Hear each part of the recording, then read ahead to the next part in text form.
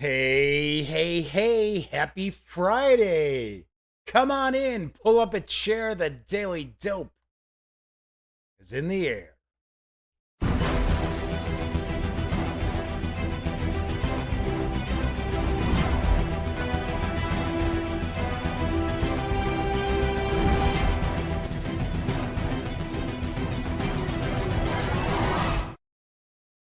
Howdy, howdy, howdy, gang. Yes, I'm Jeff McAleer, back once again as your host here at the Daily Dope, presented by thegaminggang.com, of which I happen to be the Grand Poobah. And I forgot to change the date today. Jeez, for crying out loud. Wow, this has just been a crazy day today. And I will fix this real quickly. It'll only take a second. Yes. Been one of these crazy days. So, open that up.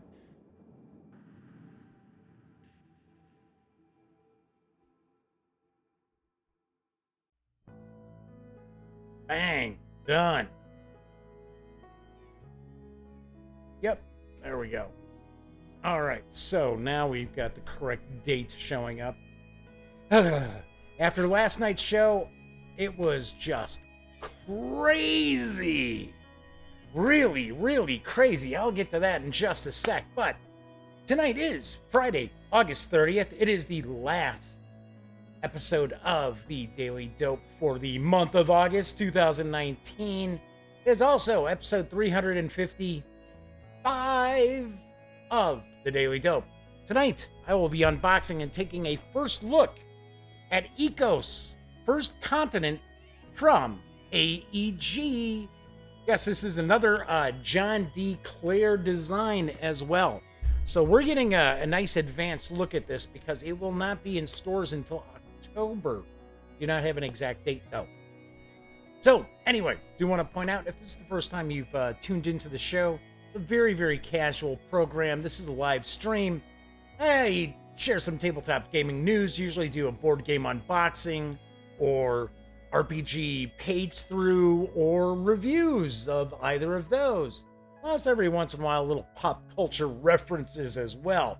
Because it is live, that does mean that chat is available. So chat is not on screen.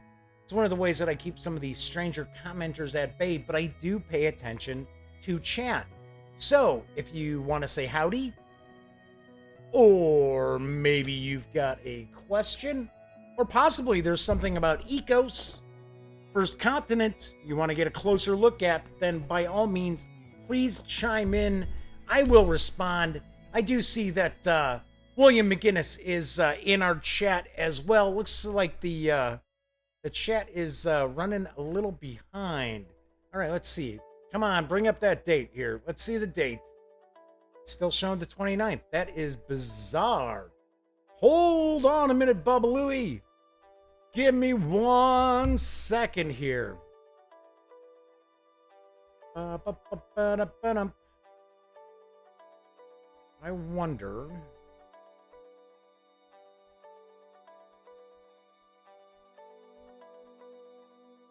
All right. I hate having wrong information showing up. Like, if I say, oh, well, this is episode blah, blah, blah, blah, blah. It's like, duh. Okay, so yeah, strangely enough, when I saved this, it did not overwrite it. Let's see if it does it now. Yeah, now it did. Wow, that's weird. I must have exited, like, too quickly out of Photoshop. And it kept the same date up there. So it should be showing the correct date now. There we go. Cool deal. Otherwise, I'm living in the past. Anyway, as William McGinnis has pointed out, chat is available. So by all means, feel free to chime in if you're watching live. If you like the video, please give it a quick thumbs up. If you check out some of the videos on the Gaming Gang channel and you like those, by all means, please subscribe. And if you do, don't forget, ring that bell, because it will not only notify you of when I upload a new video, which I do standalone videos outside of just the Daily Dope. It'll also tell you when the stream goes live, normally within about 5 minutes or so. And of course, be sure to tell a friend. In fact, tell 2 friends. And also, when you're not watching videos on the Gaming Gang channel, stop by the gaminggang.com. We're actually going to start celebrating entering into our 10th year as of September 1st. That's right. We're going to be celebrating our 10th year covering the hobby. Yes, oh yeah. William McGinnis says, I've got some time-space continuum issues. That's right. Where's the doctor when I need him or her? Gosh. So, anyway, I was going to mention last night, crazy drop frames going on. It seemed like YouTube had some sort of an issue with their servers, and it was just nuts. And I forgot to hit record. Because the thing is, I had started the stream 4 different times last night, and every time I started it, it was showing like anywhere from 70-90% of the frames were being dropped. Well, it turns out YouTube will still get the feed correctly. It's just how it's being shared. So a lot of people were seeing drop frames, a lot of people were getting buffering, and it was just a disaster. And then, of course, when YouTube rendered the video, they were missing the last 20 minutes of it. And it just cut off in a weird, just bizarre way. So I actually downloaded the video from YouTube, made some edits, re-uploaded it to YouTube. So, yeah, just really strange. Now, tonight, fingers crossed, not a problem. Everything looks fine. I'm assuming that the stream should be looking all right. So, I don't know. Like I said, it wasn't on my end. It wasn't an issue with me, because even when I tried to start the stream a few times, I did speed tests and everything else, and my upload speeds were fine. My CPU usage was good. My GPU usage was fine. So yeah, it was just a YouTube thing. Don't know what to tell you. Anyway, I got some interesting tabletop gaming news tonight. I've got a few different genres of news. And also want to point out, I know folks out there who watch the show aren't real big fans of the tabletop gaming news. There are a few of them out there. If that's the case, and you're watching after the fact, by all means, just take a look at the show notes down below. Click show more, and it will show you the show notes. So there's timestamps there. You can jump ahead. You can go right to Ecos First Continent if you would like. Of course, if you're watching live, well, you're here with me for the ride. So let's get going here, because there's an interesting looking piracy game which is on the horizon from my neighbors over at Forbidden Games, and I've got the dope on Extraordinary Adventures Pirates. While playing Extraordinary Voyages Pirates, well, that's kind of funny. They've changed their name, I guess, from their sell sheet info. While playing Extraordinary Voyages Pirates, you become a pirate captain sailing 3 ships through the Caribbean in search of rich merchants to plunder and friendly ports in which to trade your booty for riches. Booty as in gold and gems and things like that. So, anywho, in more detail, you have 1 ship on each of 3 tracks, pathways through the Caribbean. On each turn, you play 3 cards from your hand and move your ships. Your cards have a basic movement number and also a secondary action. You may use one or the other to move your ships down the track or gain special advantages. Each of the 3 tracks winds through the Caribbean islands toward your ultimate goal, the Spanish treasure galleon at Trinidad.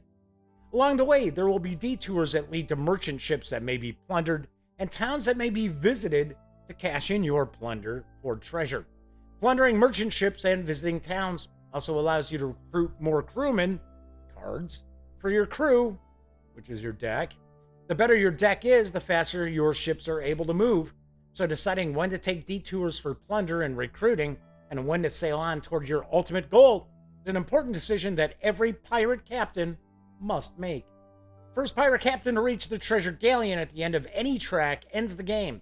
Each pirate ship scores points based on what place they finished on each track, as well as for the treasures earned by selling plunder. The richest captain goes down in history as the Pirate King. Extraordinary Adventures Pirates is for 2 to 5 players, ages 8 and up, plays around 45 to 60 minutes, and will carry an MSRP of $49.99 when it sails into stores next month. Yes, in September. Looks like this might be interesting for the family. It's a pirate game without the actual violence and gore of real piracy. So, yeah, this could be kind of interesting. So I do see Willie McGinnis was mentioning Windows was updating, which might have impacted my feed. No, actually it would not, because I actually have my desktop computer set that Windows will not update during certain periods of time. And I started about 2 hours before the stream starts, and I end it about 2 hours after the stream ends. So that Windows will not be in the midst of updating when I have a show. I made that mistake once. It didn't update during the show. It started updating, and it was one of these that I couldn't avoid. It was just, it automatically started doing it. It started updating about 5 minutes before the show was going to start that night. Yeah. Next news piece. Bombyx will be releasing a card game set in the world of Abyss. It's coming this November, and I've got the dope. Conspiracy Abyss Universe is a card game set in the world of Abyss. The deck in the game consists of cards in 5 colors, with 12 of each color and cards numbered 0 through 6. Each player in the game drafts cards and builds a reverse pyramid, starting with a row of 5 cards and then placing 4 cards in a row below that, 3 under that, etc. etc. etc. On a turn, you can draw 1 to 3 cards from your deck, choose one of those cards and add it to your current row, and place any remaining cards grouped by color near the deck. Alternatively, you can pick up all the cards of a color next to the deck and add them to your current row. As soon as the cards in your row show 2 matching keys or 3 different keys, you take either the revealed location card or the top card of the location deck and place it on the lattermost card with a key. Location cards increase the value of a card and sometimes have special powers. Some cards feature pearls, and when you have as many or more pearls as whoever has the pearl majority card, you will take that card from them. The game ends as soon as someone finishes their pyramid. Then all players score their points. For each color, you score points equal to the largest value card in your pyramid. Additionally, for each color, you look at the largest grouping of cards in your pyramid and score 3 points for each of those cards. Whoever held the pearl majority card at the game's end gets 5 points for it. Whoever has the highest score will, of course, win. Conspiracy Abyss Universe is for 2 to 4 players, ages 8 and up, plays in around 30 minutes, and will carry an MSRP of $20 when it arrives in November. I'll be the first to point out, I know nothing about the Abyss Universe. Bombyx, which some people refer to as Studio Bombyx because that's actually their website name, their domain name, but they like to go by Bombyx. They are a French company, and I don't believe a lot of their games make it to the U.S. North American market, what have you. So I do not know anything about Abyss, but I believe they've got another game in their Abyss lineup that's more of a, I believe, kind of a traditional, kind of more like a Euro game as opposed to a card game. This just seems kind of like, sort of like trick taking. But I gotta admit, the artwork looks pretty cool, so I thought I would share it. All right, next up, Portal Games is releasing their new edition of Pret-a-Porter this October, and I've got the dope. Pret-a-Porter is an economic strategy game set in a world of fashion. Yes, obviously, I spend much of my time in the world of fashion. Players run clothing companies and fight for dominance during fashion shows. It is perhaps one of the most cruel and ruthless of all Portal games. Money can be a dangerous weapon. During the game, players open new branches and outlets. Wow, that came out of nowhere. Jeez. Wow, bizarre. Anyway, during the game, players open new branches and outlets, hire new workers, and try to gain new capabilities. New design agencies, brand stores, or preparation rooms are opened. Accountants, models, and designers are hired.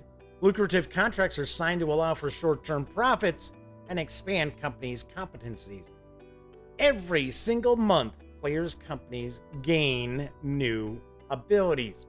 Each quarter held fashion shows. Each player has to prepare a collection of clothing and has to show it on the show.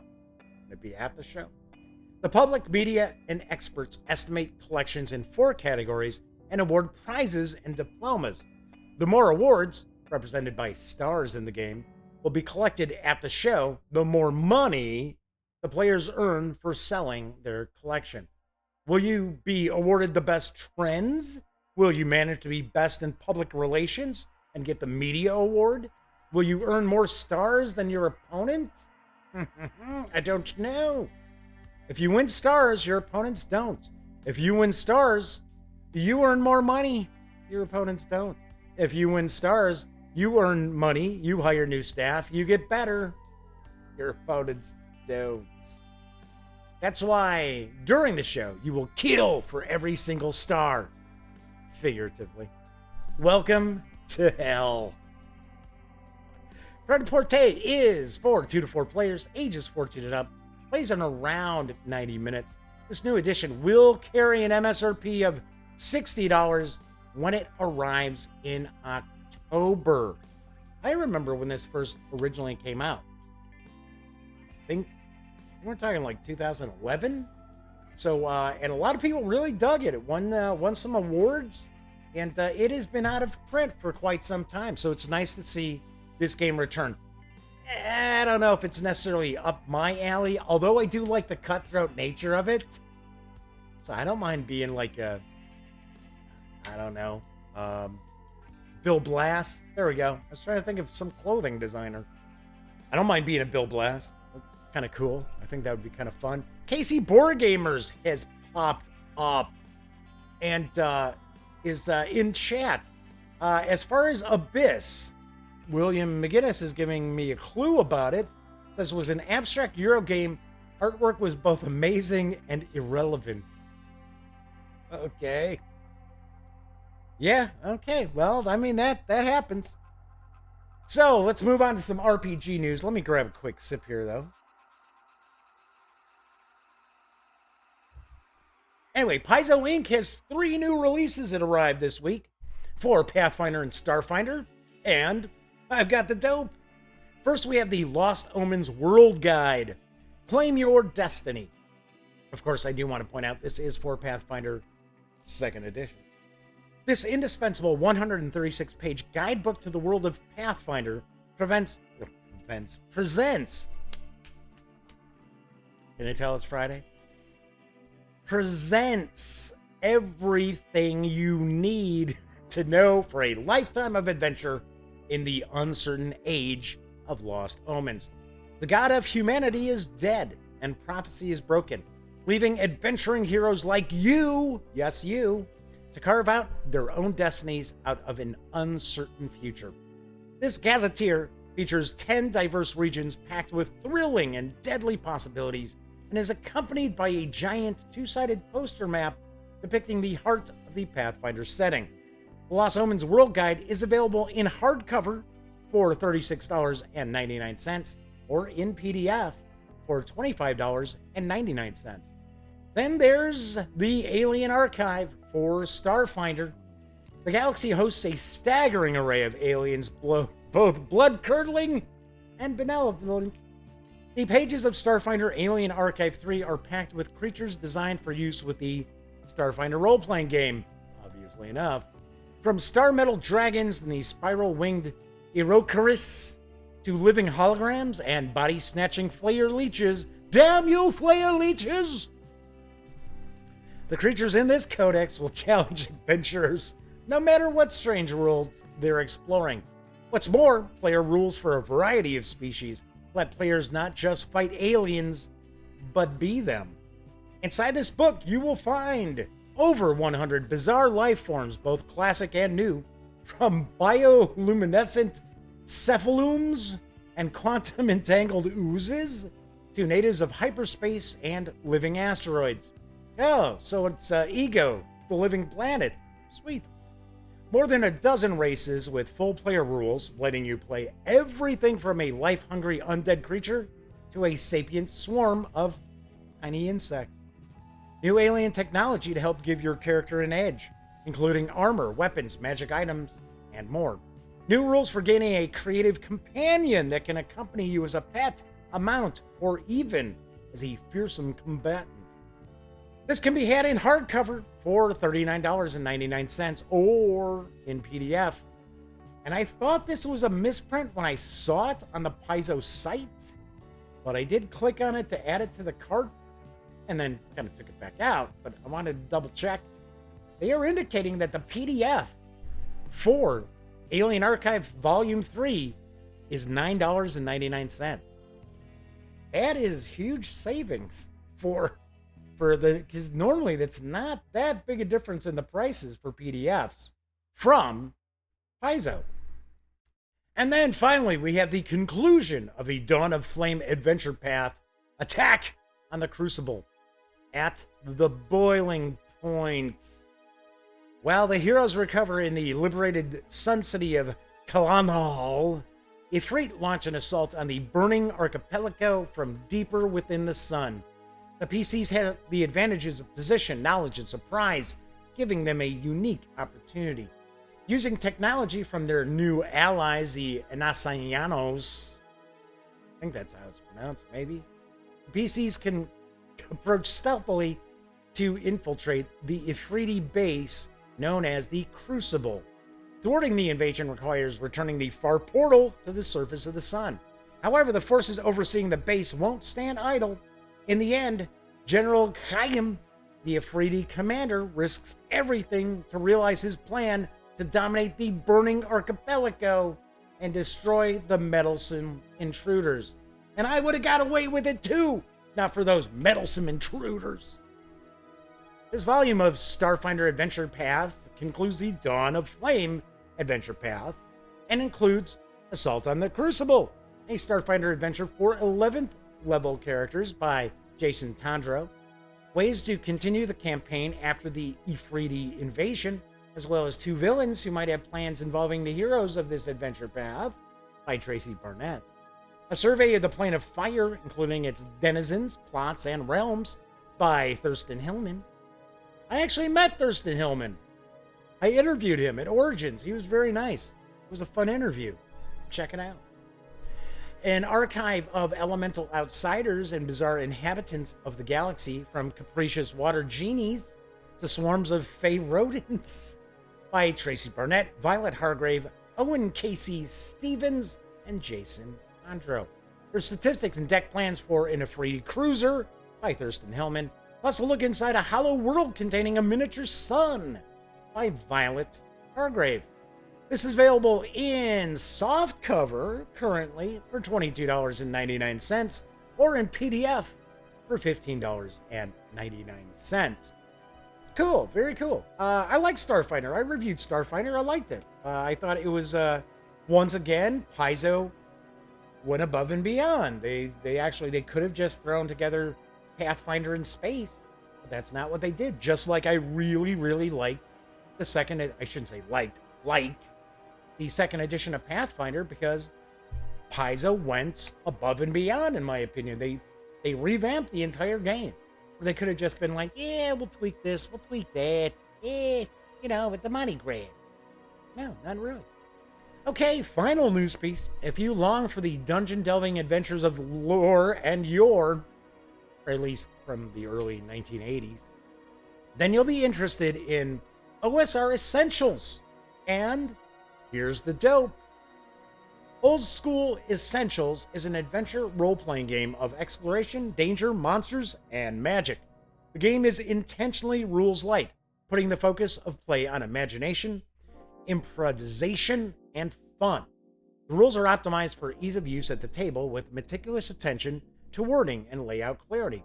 What's more, Old School Essentials is 100% compatible with the classic basic/expert game, or BX as we like to call it, from 1981, meaning that decades of adventures are at your fingertips. It's a complete game all in one book. I do want to point out, this is on Drive-Thru RPG. It is a bundle. It is not one big volume. They just finished a Kickstarter for this, and everything will be collected in a single book. But right now, it is available in PDF as a bundle. Anyway, Old School Essentials is a modular game where the core rules of the game are extended by additional rules modules. That's kind of redundant, isn't that? Which add content for different genres of fantastic adventure. The Old School Essentials Rules Tome is a compilation of the core rules plus 4 rules modules, forming a complete game for classic fantasy adventures. The core rules, the rules for character creation and advancement, adventuring in dungeons, the wilderness, and at sea, magic, and combat. There's classic fantasy, the genre rules, 7 classic classes: cleric, dwarf, elf, fighter, halfling, magic user, thief.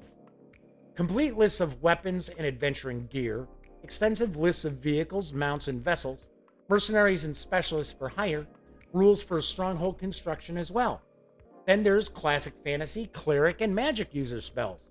The complete set of 34 cleric spells from 1st to 5th level, and 72 magic user spells from 1st to 6th level, for use by players or cleric, elf, and magic user characters. Then we've got monsters, a selection of over 200 classic monsters to challenge adventurers of all levels. There's treasures, a hoard of over 150 wondrous magic items. The material forms a complete clone of the BX game, including all rules, classes, spells, monsters, and magic items. You can score all 296 pages of goodness for $19.99 from Drive-Thru RPG. I am sharing some images of the different book covers to Old School Essentials because it was actually released originally book by book, came out in PDF and in softcover.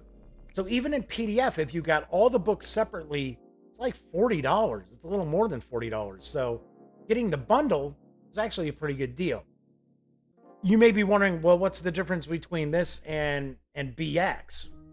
Well, I have to point out, I have actually read a couple of the books, and what they have done is Necrotic Gnome has really cleaned everything up, made everything very, very easy to comprehend.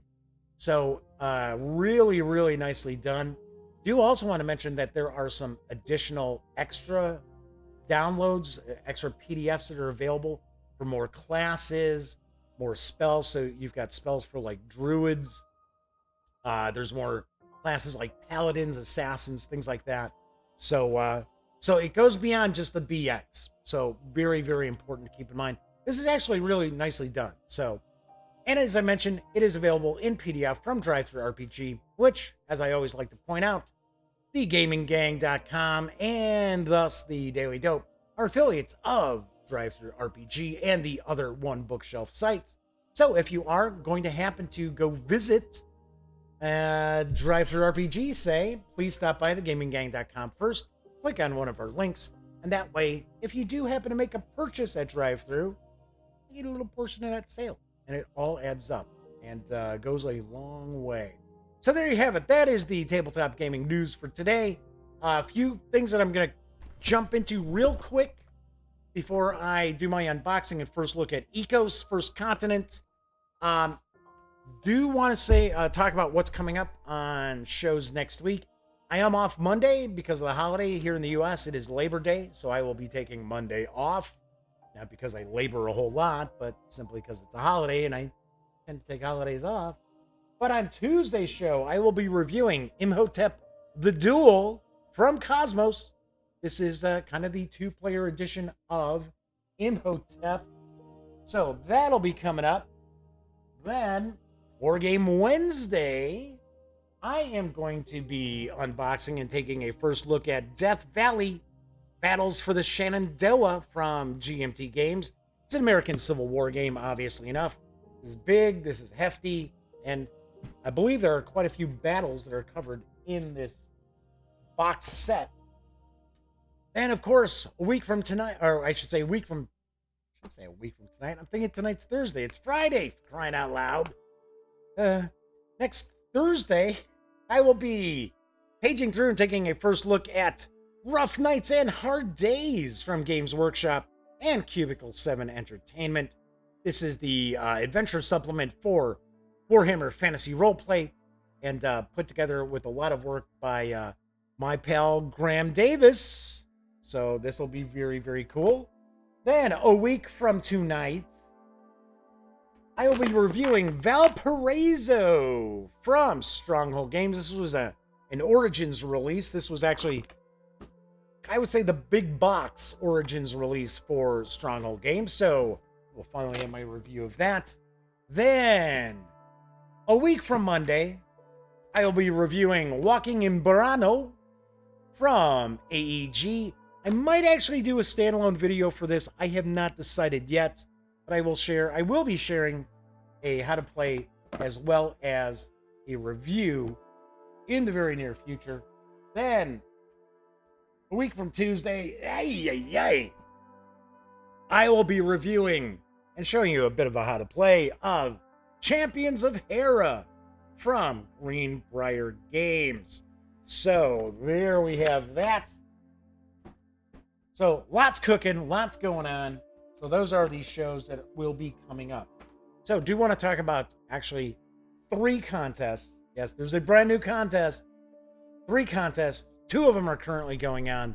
One is going to be a special contest for people who watch live next Tuesday, which is September 3rd. So, first off, I just want to say that we are nearing the end of the Pathfinder 2nd Edition PDF prize pack contest. We know we're giving away one. We're giving away one to a lucky YouTube subscriber. This includes the core book, the bestiary, as well as the Fall of Plaguestone Adventure, all for Pathfinder 2nd Edition. Cool thing about this is you don't have to do anything. You just have to be a subscriber, and that's it. You just have to be a YouTube subscriber, and you can live anywhere because it's digital, so I can get it to anybody anywhere. Right? So that's cool. So, we are basically, I think we're at 1,672 subscribers. So that puts us about, I don't know, like 63 subscribers. Well, no, actually, wouldn't it be 53? Yeah, 53 subscribers away from giving away another prize pack. Problem is, this contest only runs until September 5th. So, don't know. We got to get a few more subscribers out there. So spread the word, because spreading the word actually increases your chances of winning. Then I do have, for my followers over on Twitter, I've got a special contest going on. If you enjoy Everdell, which was my board game of the year for last year, my favorite board game of last year, then you want to take part in the Twitter follower contest, because one lucky follower, if I hit 5,100 by September 8th, which is looking good because I'm past 5,000. So I think we can pull this off. But you have to be a resident of the United States or Canada to get in the running. But I will be giving away a copy of the Wooden Evertree for Everdell, as well as the Pearlbrook expansion for Everdell. And this is actually the collector's edition as well. This isn't in stores yet. So I believe I could actually get it in somebody's hands before it hits stores. So whoever wins the contest. So that's a little trickier to get involved with. There is a tweet that I send out every day that talks about the contest. All you have to do is retweet that tweet with a comment and just simply say why you really like Everdell, and you're in the running if I hit the 5,100 subscribers. then I'm proud to announce, I mentioned this last night, I didn't say what it was. For those who watch live on Tuesday, once again, I have to point out, you have to live in the US or Canada because it's a physical item that I'm going to give away. But to celebrate the beginning of year 10 of the Gaming Gang, I will be giving away a copy of the Lonely Mountain Region Guide for Adventures in Middle Earth. We just did a page through and first look at this. What was it? It was last week. Took a peek at this last week. So yes, I have an extra copy. Cubicle 7 sent me an extra copy of this, so I'm going to give it away. All you got to do is be watching on next Tuesday's show, watching live, and I will choose somebody in chat to win a copy. So there you have it.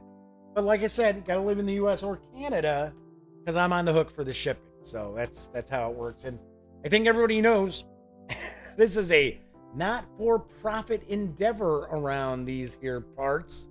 And everybody knows that. So I also like to point out, if you like the website, if you like the show, if you like the channel, by all means, please consider making a small donation to Lil Bub's Big Fund and the Association for the Prevention of Cruelty to Animals.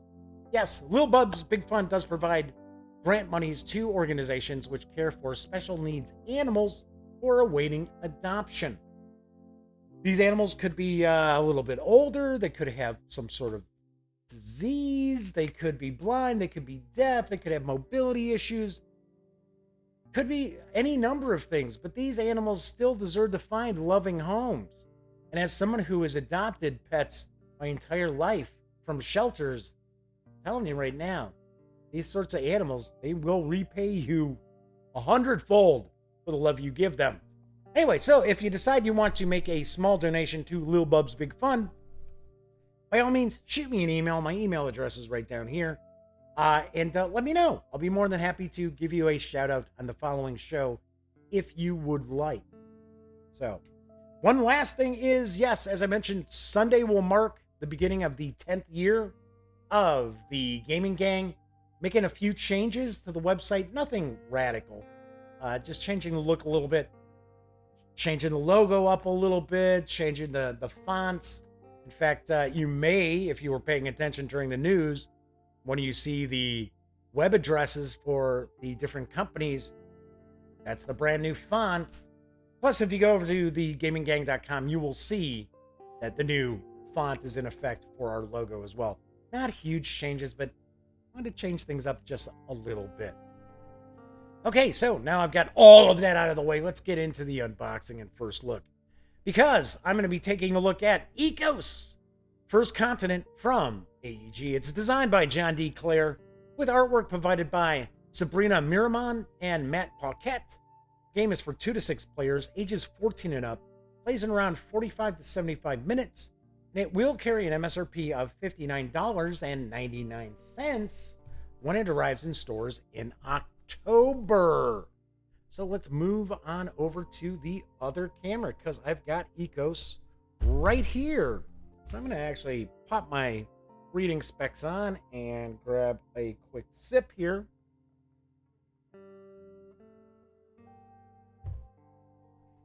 This looks interesting. I do have to admit, this does look pretty interesting. So it says, what if the formation of Earth had gone differently? In Ecos, players are forces of nature molding the planet, but with competing visions of its grandeur. You will have the chance to create a part of the world similar but different to the one we know. Which landscapes, habitats, and species thrive will be up to you. This is a game, it's simultaneous play too, so pretty interesting. And thank you, William, for congratulations on 10 years. Well, we'll have completed 9. We'll be moving into the 10th. So, yeah, I've been around. The Gaming Gang's been around a lot longer than people realize. And the website's actually a lot more popular than people realize, too. All right, so let's get that shrink wrap off. I will point out that this box is fairly hefty. So I don't think we're going to see a whole lot of air in here when we open this up. So first off, we've got the rule book. So I am going to zoom out a little bit. So I think we're zoomed in a little too closely. Well, there we go. So we can get a look at the rule book here. Yeah, so we've got what's in the box, showing us different... Oh, so we've got animal tokens. Oh, that's cool. Huh, that's interesting. So it's showing we got the map tiles, forest tokens, dial tokens, element tokens, our scoreboards. I guess every player's... Oh, no. No. I was gonna say, I thought every player's got a scoreboard. Looks like you put it together. So there are some assembly instructions here for this too. All right. Showing us setup. Our first game. So I'm sure it's probably recommending to learn the game. It's probably giving us a recommended setup. And that because here it's talking about subsequent games. So here it's showing kind of the setup to begin. So that's our first continent, I guess, that we're building right there. So we've got our gameplay, so it's showing us the different elements. So I saw I think there's a draw bag, so we're drawing elements out. So John D. Clair has a lot of games where you're like creating cards. As Bones arrives in chat, good to see you, Bones. So John D. Clair is probably best known for Mystic Vale, but also Edge of Darkness, which I don't know, I don't think is out yet. And I'm keeping my fingers crossed that AEG sends me a review copy, because that looks excellent. But that is also kind of a card crafting game. But it's different, of course, obviously, from Mystic Vale. So here we've got kind of completing the card. So looks like we put little cubes on them. So showing the dial here, we've got the card anatomy. So we got energy cubes. There we go. Impact card coloration. Number of use icons, card effects, and preset hand icons. Okay. It talks about card effects. Placing our map tiles. Placing animal tokens. Gaining elements. Moving animals. Okay. So that's cool. You can move animals around. And then we've got 2-player rules. That's one thing I always am a little concerned with when I see games that are like 2 to 6 players. I always wonder, how well is this going to scale? How well would this game scale for, 2 players or the full 6 players? Because some games are, obviously enough, are better with a certain number of players. So when I see games that go like 5 and 6, which I love seeing that because we don't have enough games that will actually complement that many players. I always hope that they're going to be solid games that will actually play very well without putting everybody to sleep. This being a simultaneous play game, I have to assume everybody has to stay involved. So we've got the rule book pretty short. What was that, like 14 pages? Not even. 11. So what else do we got in the box here? Okay, so here's our scoring track. So we have to put this together. So this is our scoreboard. So there we have that there. All right, then we've got our tiles. So we've got a lot of punch boards in here. So these are ocean tiles, no doubt. And they are dual-sided. And, interestingly enough, there's different artwork on the other side. So we've got that. So we've got these, like so. Then this looks like that might be grassland or tundra. I'm guessing probably grassland.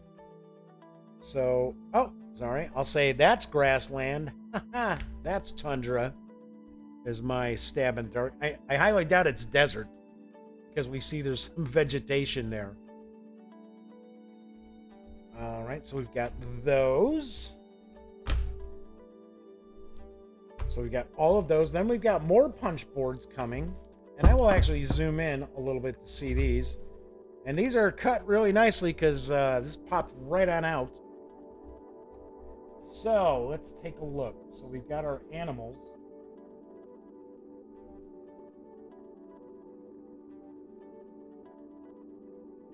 Okay, so these are cool. I like the artwork too. Not silly or goofy or anything like that. It's not cartoony. It's just really solid artwork here. So we've got I have no clue what that would be. Gazelle? I'm guessing maybe a gazelle. A rhino, we've got elephants, we've got gorillas, we've got lions. Lions, tigers, and bears, oh my. Like a walrus? Looks like a walrus. Some sort of water crane-ish. And then got some fish. Got what looks like a leopard down here. We got leopards here.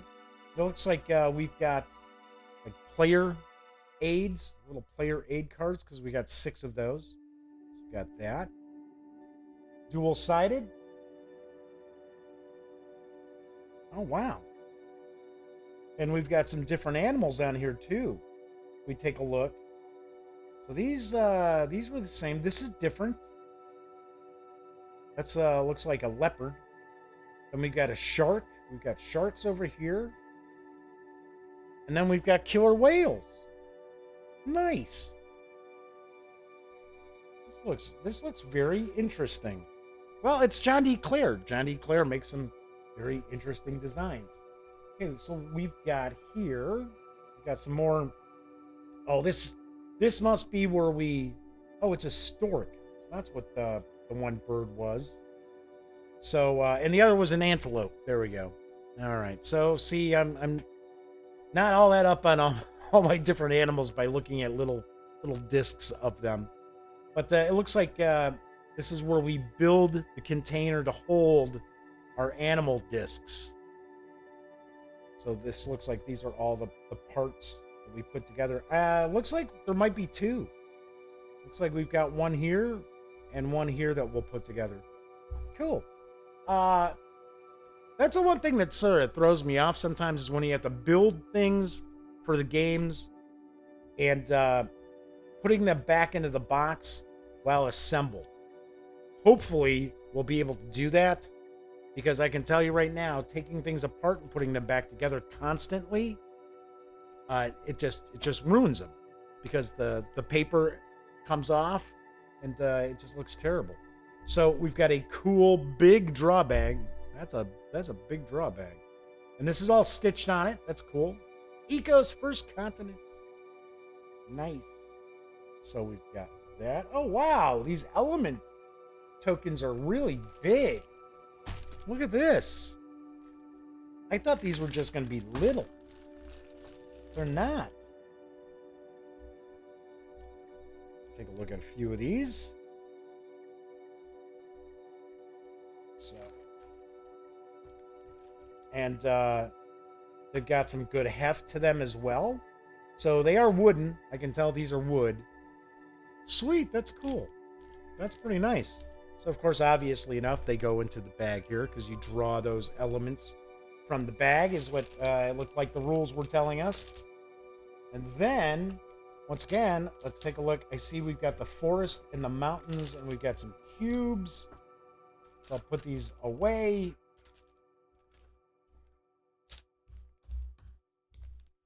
All right. So, I was going to say, these mountains are pretty big, too. So, forests, got cubes, and then we've got different color cubes. I'm guessing these are probably for the score track. And then we've got a deck of cards. Or it might be more than one deck, but I think it's only one deck. So let's take a look. We got the mountains here. So if you have mountains on one of your tiles, you'll put that up. So Bones is mentioning nice components. Yeah, these components are very nice. I gotta be honest, and I have covered AEG titles since the beginning. So I have covered them since 2010. And I don't think I can recall there ever being a release from AEG that I thought their component quality was crap. They usually go the extra mile to make some pretty nice stuff. So we've got the forest. Come on, Ziploc bag. What's going on here? These are the little forest tokens that we put. We'll stand those up on the tiles. So if we have forests on those. And then we've just got these different cubes. So like I said, we've got the different colored cubes in here. I'm assuming those are for the score track. And then these other just wooden cubes are probably those energy cubes we saw in the rules. So we've got those. All right, so let's get this deck of cards open, and then I'll zoom back in a little bit more so we can take a look at these cards a little closer up.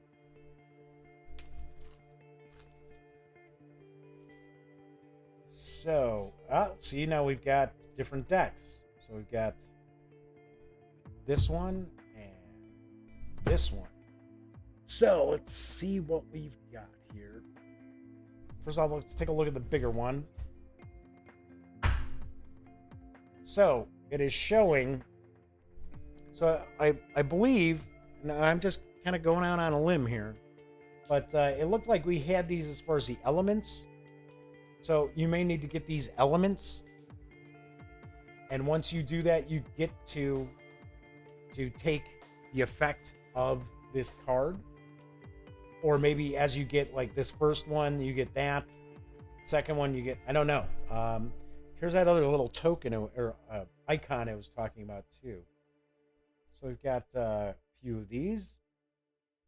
And the color along the side represents something as well. I'm going to take a guess that probably allows us to make a mountain. The only reason I mention that is because it's like the same color. Same color as the mountains. Just take a look through some of these. Oh, so here we go. Now we start seeing some of the animals. Wonder if this means you move. Because I know we saw in the rules it was talking about like moving animals. I'm not sure what the arrow represents.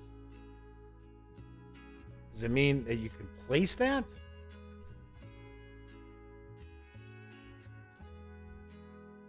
So then we get some that are a little bit different, like choose any type of animal and place it following normal placement rule.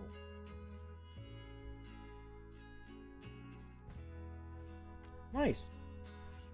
This looks fairly unique. I honestly haven't seen anything like this before. Plus, I know some people who are really gonna dig the nature aspect of this too, the scientific aspect. Sweet. Okay, so a variety of different cards here, and doesn't look like there's a ton of duplicates either. Just maybe 2 or 3 of just a few that I saw in this deck. All right, so that's this one here. Let's see what we've got with this. Okay, so this just seems to be kind of similar, but it looks like these are more advanced. Looks like we need to gather more items here for these. Yeah, wow, look at that. I'm taking a guess this symbol here is the victory points. Is what I'm taking a guess. Is that's what this symbol represents here. Because I keep seeing gain 5, gain 3. So, yeah, I'm taking a guess these are like the more advanced cards where probably when you're first playing, when you're first learning to play, probably don't even utilize these. So these are very, very similar to the other deck, except we've got way more requirements on these to complete the cards. Cool. So we've got... take a look here. Zoom back out a little bit. Just kind of a plain insert, so nothing too exciting there. So we've got the various different decks of cards. We got the 2 decks of cards. We've got the cubes. We've got the forest tokens. We got the mountain tokens. We've got the element tokens.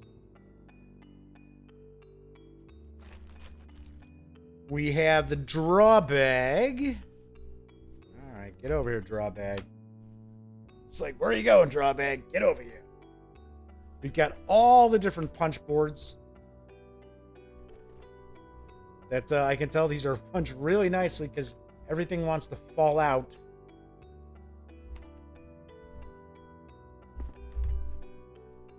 We've got the scoring track, and we also have the rule book. And that is what we find when we take everything from Ecos First Continent outside the box. So I will have a review of this in the future. It's not going to be right around the corner simply because it's not going to be in stores yet. It won't be in stores until October. And I'm not sure when in October because I originally thought this was supposed to be coming out like first week of November. So that gives me a little time. I don't have to like rush the review. But I will be getting this to the table. But if you don't follow the show too often, I play every game at least 3 times before I do a review. I do not review games based on just one playthrough. That's why it takes longer for me to get reviews out there than most other reviewers out there. Because, I hate to break it to you, there are some reviewers out there who actually base their reviews on reading a rule book. Yeah, I hate to say it, but that is the case. Anyway, will I be getting the new Aeon's End? I have no idea. I got to be honest. I lucked out with getting the core game simply because I don't have any sort of relationship with anybody from Indie Boards and Cards. I was able to get that simply because I'm friends with Stephen Bonacore. And Stephen Bonacore was like, oh, hey, have you ever reviewed anything from Indie Boards and Cards? I'm like, no. He's like, talk to him, do an interview. So I did an interview with their PR person, or marketing person, and then I got a copy of Aeon's End. So I can reach out. I'll reach out. I'll take a look. I'm not sure how popular that review has been. I don't usually kind of like spend a lot of time looking at how many views the videos get, especially on stuff that's been out for a few years. But I'll touch base. I'll see what they think. And I'll try. I'll try, Bones. Best I can tell you. I will try. I will do my best.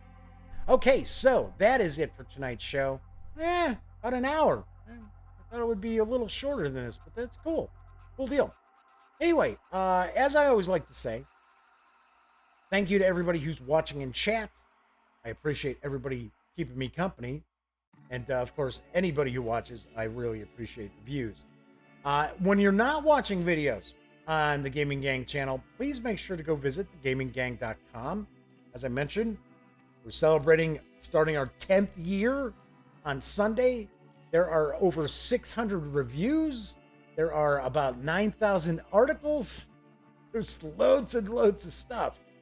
So we cover comics and other stuff as well. So by all means, go over to thegaminggang.com for the latest in gaming news, reviews, comics, movies, TV.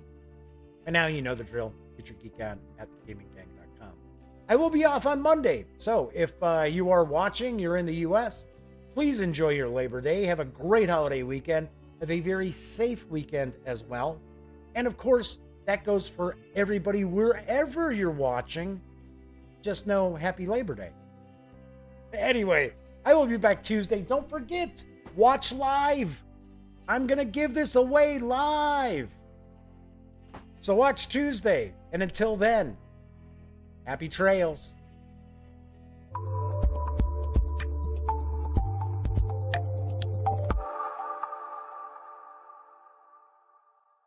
Thanks again for watching The Daily Dope, presented by The Gaming Gang. If you like this episode, be sure to give it a quick thumbs up.